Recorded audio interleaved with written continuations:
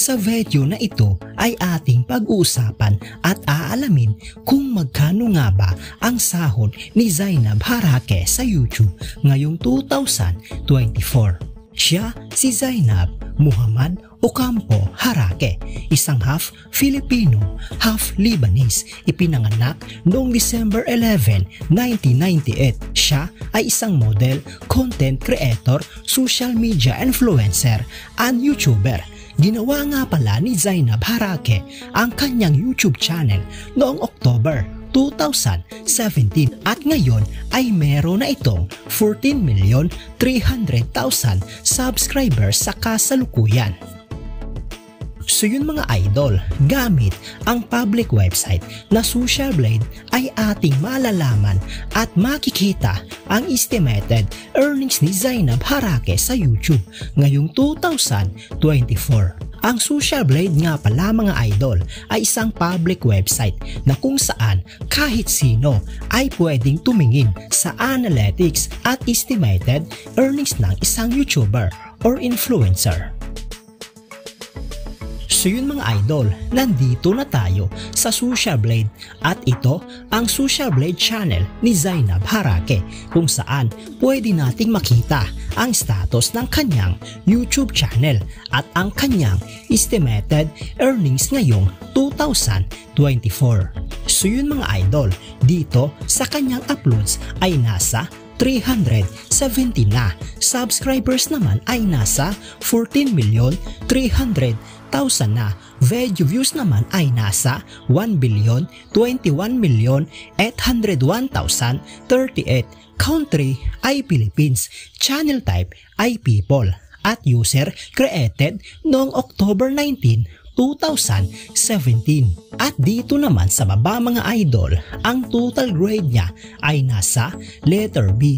Social Blade rank ay pang 72,013. Subscriber rank ay pang 322. Video views rank ay pang 16,216.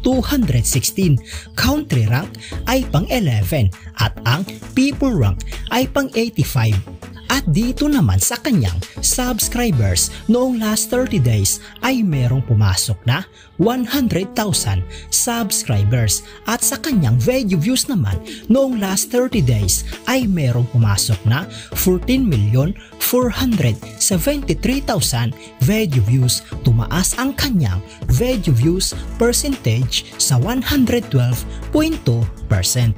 So yun mga idol, dito naman sa YouTube, stat summary ni Zainab Harake noong June 28, 2024 hanggang July 11, 2024 ay makikita natin dito ang pumasok na subscribers, pumasok na video views at ang estimated earnings niya sa bawat araw. Pero mga idol, ang titingnan natin dito ay ang daily average at weekly average. At disclaimer lang mga idol, ang impormasyon na ibinabahagi ko sa inyo ay isang estimated earnings lamang dahil ang website na ito ay nagbabase lamang sa views ng bawat video. So yun mga idol, umpisahan natin dito sa daily average. Dito sa kanyang subscribers sa loob ng isang araw ay merong pumasok na 3,000 plus subscribers. Sa video views naman sa loob ng isang araw ay merong pumasok na 482,000 plus video views. At dito naman sa kanyang estimated earnings sa loob ng isang araw, simula dito sa lowest ay merong pumasok na $121 hanggang sa highest na umabot ng $1,900. At kung i-convert natin ito sa Philippines peso, ang katumbas ng $1 sa peso ay nasa 58 pesos. So yun mga idol, ang katumbas ng $121 sa peso ay nasa 7,018 pesos. Ito ang kanyang posibleng kikitain sa loob ng isang araw sa lowest estimated earnings at ang katumbas ng $1,900 $100 sa peso ay nasa 110,200 pesos. Ito naman ang kanyang posibleng kikitain sa loob ng isang araw sa highest estimated earnings.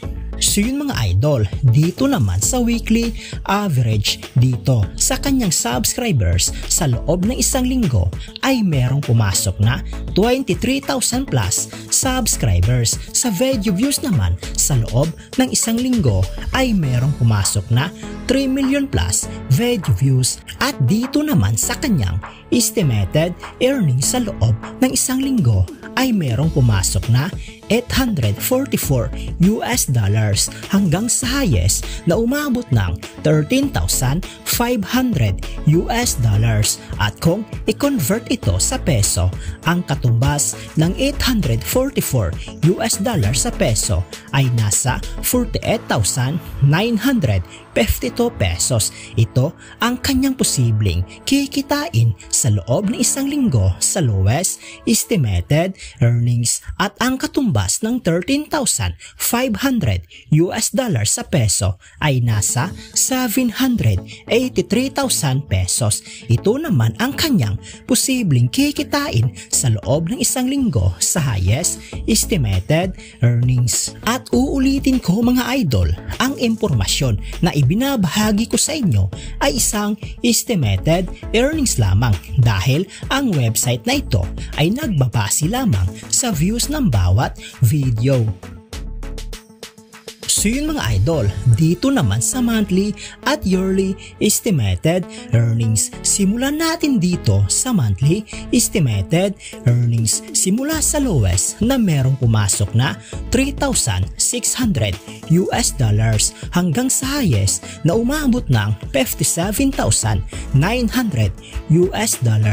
At kung i-convert natin ito sa peso, ang katumbas ng $3,600 sa peso ay nasa 208,800 pesos. Ito ang kanyang posibleng kikitain sa loob ng isang buwan sa lowest estimated earnings. At ang katumbas ng $57,900 sa peso ay nasa 3,358,200 pesos. Ito naman ang kanyang posibleng kikitain sa loob ng isang buwan sa highest estimated earnings. So yun mga idol, dito naman tayo sa yearly estimated earnings. Simula dito sa lowest na merong pumasok na $43,400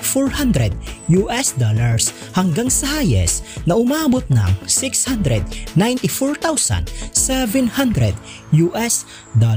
At kung i-convert natin ito sa peso, ang katumbas ng $43,400 sa peso ay nasa 2,517,200 pesos. Ito ang kanyang posibleng total na kinita sa loob ng isang taon sa lowest estimated earnings. At ang katumbas ng $694,700 sa peso ay nasa 40,292,600 pesos. Ito naman ang kanyang posibleng total na kinita sa loob ng isang taon sa highest estimated earnings. Ngunit sinasabi ko na sa inyo mga idol na ang impormasyon na ito ay isang estimated earnings lamang dahil ang website na ito ay nagbabase lamang sa views ng bawat video. So yun mga idol, hanggang dito na lang ang video na ito. Kung nagustuhan mo ang video na ito ay please naman po mga idol, paki-click naman ng like bilang suporta sa aking YouTube channel.